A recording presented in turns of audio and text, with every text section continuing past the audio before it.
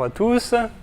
Donc moi je travaille sur la ligne de lumière Proxima 1, qui est la ligne qui est dédiée à la cristallographie des protéines.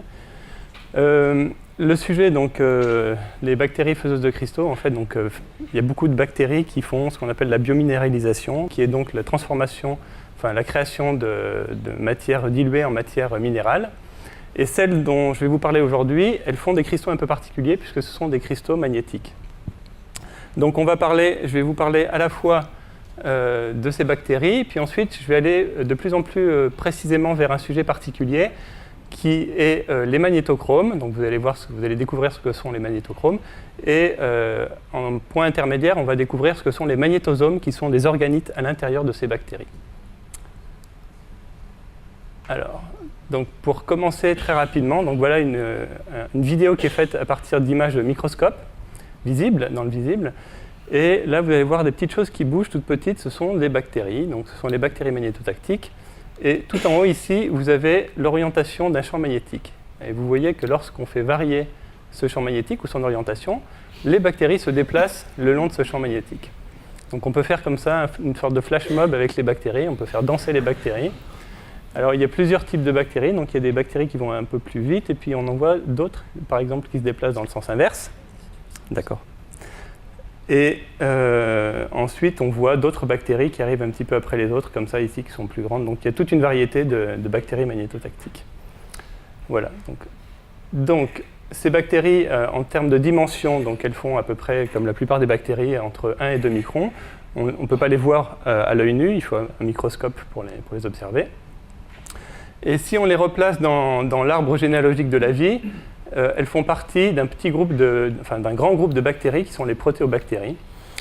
Et on les retrouve pratiquement dans plusieurs sous-branches de ces protéobactéries, les alpha, bêta et gamma. Juste pour vous situer, donc nous, on est situé quelque part par là. On est très récent dans l'évolution de la vie. Les bactéries qui représentent en fait la majeure partie de la biodiversité sur Terre, elles sont présentes, enfin, peut-être pas toutes les bactéries, mais en fait elles sont apparues 3 milliards et demi d'années avant, enfin 3 milliards d'années avant que cette petite partie-là que l'on voit avec nos yeux soit apparue. Donc les êtres multicellulaires, disons, qu'on voit ici, qui sont les plus grands, sont très récents dans l'apparition de la vie. Voilà. Hop. Alors, à quoi ça peut servir à ces bactéries de pouvoir se déplacer le long du champ magnétique? Alors, l'hypothèse qu'on a depuis longtemps, qui a été développée au moment où on a découvert ces bactéries, en 1975, c'est que ça les aide à se déplacer plus rapidement, c'est-à-dire en se déplaçant le long d'une ligne de champ, ça leur donne une direction pour se déplacer principalement verticalement, pour atteindre le milieu dans lequel... pardon, je suis un peu trop vite. Le milieu dans lequel elles vont être le plus adéquat à leur survie, qui est un milieu particulier en fait, en concentration en oxygène. Donc, dans ces milieux-là, par exemple dans des sédiments, les concentrations en oxygène vont varier et elles doivent s'adapter et donc retrouver le milieu dans lequel elles vont pas subir trop d'attaques d'oxygène et en avoir suffisamment pour survivre. Voilà, donc là c'est synthétiser un peu ce que je viens d'expliquer. Donc elles survivent, ces bactéries, dans la limite oxyque-anoxique, donc qui est une limite de concentration en oxygène, et elles vont se déplacer dans l'hémisphère nord de cette manière-là. Si elles dépassent cette zone-là, elles vont se déplacer en sens inverse, et dans l'hémisphère sud, les bactéries fonctionnent en sens inverse. Alors, le magnétosome, donc. Le magnétosome, c'est ce qu'on voit apparaître sur ces images de microscopie électronique. Ce sont les zones les plus denses, en fait, qui renferment des cristaux de magnétite qui sont des petits aimants. Donc, c'est de la biominéralisation du fer. On les voit sur cette image-là, en 3 dimensions, donc qui sont alignés le long de la bactérie. Alors, donc, pour mettre en place l'ensemble de ce mécanisme, on va avoir donc une fibre qui est mise en place et les cristaux vont pousser à l'intérieur de vésicules qui sont les magnétosomes, qui sont séparés du reste du milieu par une membrane plasmique, donc une membrane phospholipidique ici. Voilà. Donc, ce qui a intéressé le sujet, mes collaborateurs qui m'ont invité à travailler sur ce sujet, c'est d'essayer de comprendre comment les bactéries mettaient en place l'ensemble de ce mécanisme. Donc pour ça, on est aidé d'abord par une analyse génétique. On a découvert qu'il y a à peu près, dans différentes espèces de ces bactéries magnétotactiques qui sont représentées ici, une vingtaine de gènes qu'on va retrouver systématiquement dans l'ensemble de ces bactéries et qui vont servir en fait à mettre en place, par exemple, les vésicules, à créer la fibre, à apporter le fer à l'intérieur de la vésicule.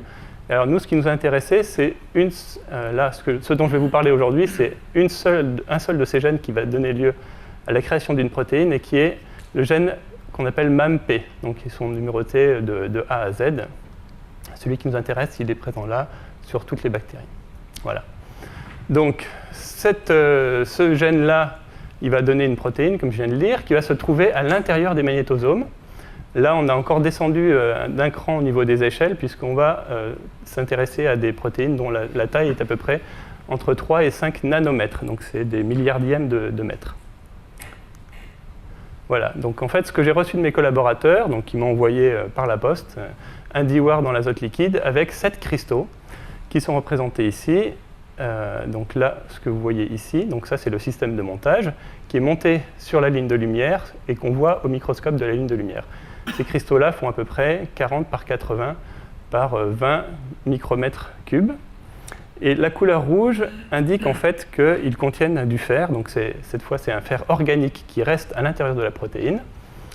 Et ce fer organique, ça va leur servir en fait pour faire des transferts d'électrons. C'est exactement la même chose que ce qui donne la couleur rouge au sang. Donc dans le sang, on a aussi du fer qui est enserré dans une structure qu'on appelle de l'hème. Et donc cette protéine est aussi une hémoprotéine. Donc ensuite, qu'est-ce qu'on fait une fois qu'on est sur la ligne ? On va soumettre au rayonnement synchrotron, un rayonnement monochromatique dans le domaine des rayons X, et on va faire tourner le cristal dans différentes orientations. Et à chaque fois qu'on a interaction entre les rayons X et le cristal, il se produit de la diffraction. Et cette diffraction va être enregistrée sur un détecteur bidimensionnel ici. Si vous voulez comprendre exactement ce dont il s'agit ensuite, il faudra que vous veniez demain tous les détails du processus pour écouter le séminaire de Sylvain, qui aura un peu plus de temps que moi pour expliquer tout ça. Voici une image de diffraction enregistrée sur notre détecteur. Donc sur les 7 cristaux que j'ai reçus, il y en a un qui a vraiment un peu mieux diffracté que les autres. Et toutes les petites taches noires que vous voyez un petit peu partout ici, ce sont les taches de diffraction de ce cristal dans une orientation particulière.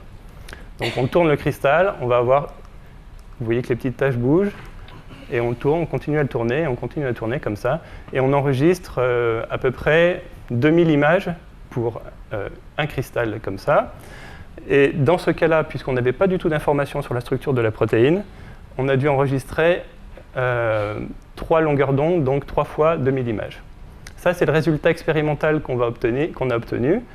Donc ça, c'est le résultat brut, c'est la densité électronique que vous voyez ici, cette espèce de maillage, à l'intérieur de laquelle on va placer un modèle avec des atomes que vous voyez ici. Et voilà, donc juste le modèle. Comme c'est un petit peu difficile à comprendre, on a une représentation un peu plus schématique où on va tracer juste le repliement global de la protéine, que vous voyez ici. Donc on a un grand domaine central et c'est organisé en dimères, donc on a une symétrie 2 ici. Et ensuite, on a des petits domaines ici qui sont les domaines magnétochromes qui contiennent du fer ici. Bon, ça c'est la même représentation. Voilà.